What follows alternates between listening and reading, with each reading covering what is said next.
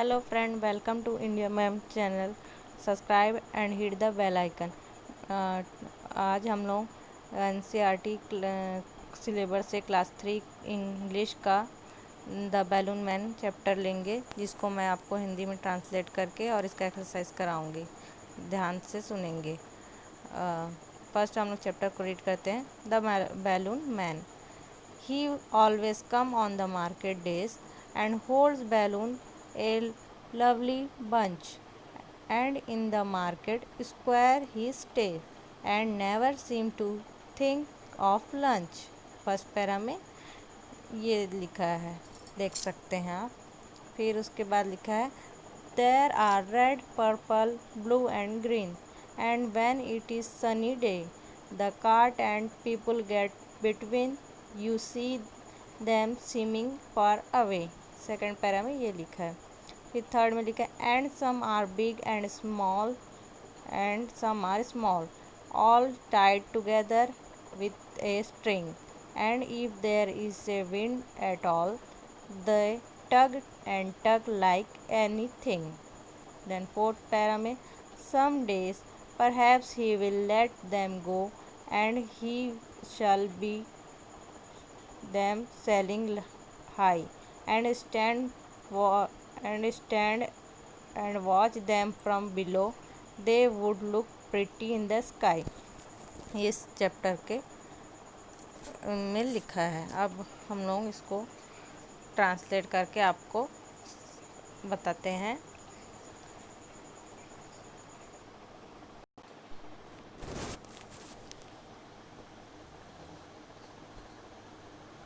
इस चैप्टर में लिखा है बैलून मैन एक ऐसा व्यक्ति है ऐसा कविता में लिखा है जिसमें एक गुब्बारे वाले लोगों का वर्णन किया है। कविता में बच्चा चाहता है कि किसी दिन गुब्बारा आदमी गुब्बारे वाला आदमी सभी गुब्बारे को आसमान में छोड़ दे, ऐसा बोला। और उसके पास डिफरेंट कलर के अलग अलग कलर के गुब्बारे, जो कभी छोटे कोई बड़े होते हैं, और वो एक हाथ में पकड़ के स्क्वायर रोड में खड़ा रहता है। उसको अपने लंच का भी ध्यान नहीं देता और वो गुब्बारे बेचता है। और हम लोग नेक्स्ट पेज में देखेंगे, इसमें क्वेश्चन आंसर दिया है, उसको मैं रीड करके उसका आंसर बताती हूँ आप लोगों को। दिया है क्वेश्चन आंसर में where does the balloon man stand. तो बैलून मैन कहाँ स्टैंड होता है, तो आपको आंसर आपके बुक में ही पेज नंबर में फर्स्ट में दिया है। यहाँ पे देखेंगे, लिखा है, उसका आंसर है the balloon man stand at the market square. यहाँ पे लिखा है आपके फर्स्ट पैरा में, यहाँ पे लिखा है थर्ड लाइन पे। तो हम लोग आंसर में ऐसा लिखेंगे the balloon man stand at the market square. फिर सेकंड क्वेश्चन है what happen to the balloon when there is a wind. तो उसका आंसर होगा when there is a wind the balloon tug at lot of time. क्योंकि यहाँ पे दिया है, देखिए यहाँ पैराग्राफ में आप लोग ध्यान से पढ़ेंगे तो यहाँ पे they tug and tug like anything, तो उसको हम लोग आंसर में ऐसा लिखेंगे when there is a wind the balloon tug a lot of time. Tug दो बार दिया इसलिए एनीथिंग, इसलिए ऐसा आंसर लिखेंगे। फिर थर्ड क्वेश्चन है what does the child like to see the balloon band do. तो उसका आंसर होगा the child like to see that someday the balloon man will let go, fly high in the sky, and the child would see them from below। यहाँ पे last para में जो दिया है उससे ही आंसर लेंगे और आंसर ऐसे ही लिखेंगे the child like to see that some day the balloon man let go fly high in the sky, and the child would see them below, कि किसी दिन वो अपने गुब्बारे आसमान में छोड़ दे और बच्चे उसको बहुत ही प्यारी नज़र से देखे। इसका आंसर यही है। तो क्वेश्चन का आंसर मैंने बता दिया है, आप लोग नोट के लीजिए। फिर नीचे में लिखा है, नीचे में टॉप टाइम दिया है नीचे, how high can balloon fly. तो उसका आंसर है the balloon can fly very high. The balloon can fly very high करके आप लिखेंगे वहाँ पे, और उसमें डिपेंडिंग अपॉन द विंड ये भी लिख देंगे इस क्वेश्चन के आंसर में, फर्स्ट के में। फिर सेकंड है, what do you like about this poem. तो आप आंसर में लिखेंगे, I love watching colourful balloons fly. The child in the poem also like the same, that what I like about the poem, ऐसा लिखेंगे।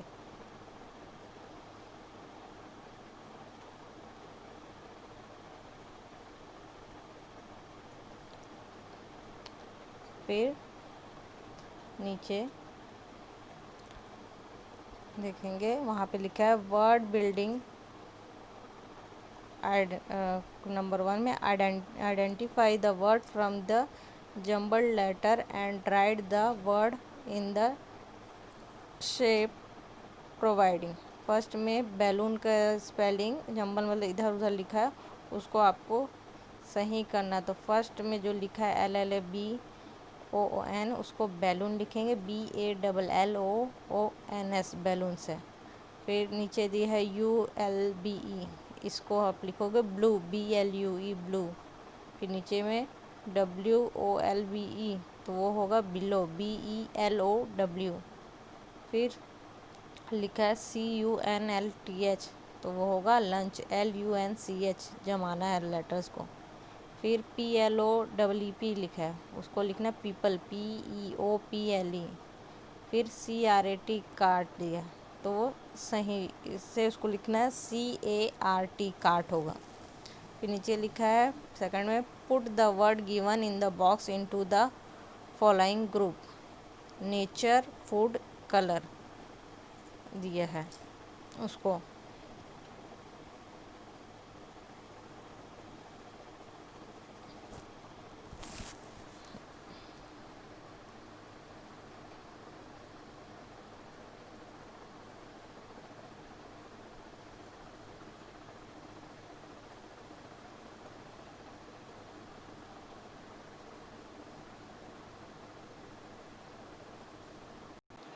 फिर यहाँ पे जो दिया है नेचर, उसके सामने जो बॉक्स में ऑप्शंस दिया है उसके नेचर के आगे लिखना नेचर, फिर उसमें स्काई सेकंड बॉक्स में के सामने वाले, फिर वहाँ पे ग्रास और विंड लिखना है। यहाँ पे नेचर, फिर यहाँ पे स्काई, यहाँ पे ग्रास और विंड आएगा। फिर बी ऑप्शन फूड में आपका आएगा टर्नपी, पाइनएप्पल और राइस आएगा फूड में। फिर कलर में आपका आएगा ग्रीन,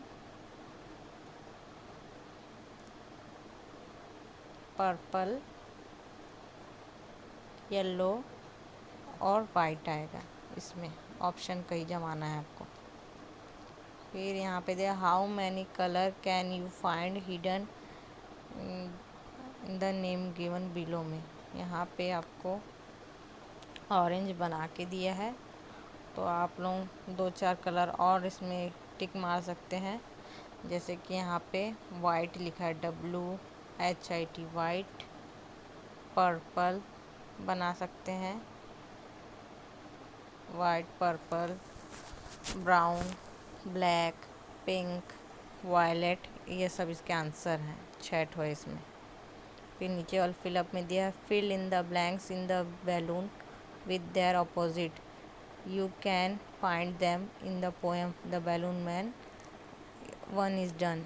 सबसे दिया नेवर का ऑलवेज, ऑपोजिट लिखना है। स्मॉल का क्या होगा, बिग, BIG बिग। रेनी का क्या होगा, रेनी का होगा सनी, SUNNY सनी, ऑपोजिट।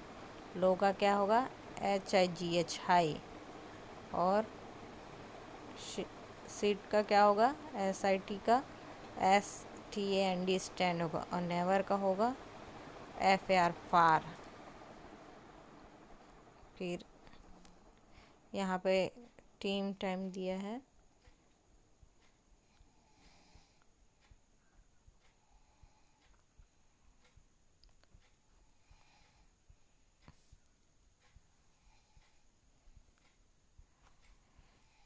यहाँ पे दिया है take team time, take any magazine of newspaper which has been colourful page, cut off the balloon of various size and shapes carefully using a pair of scissors. Paste the balloon on a large sheet of paper.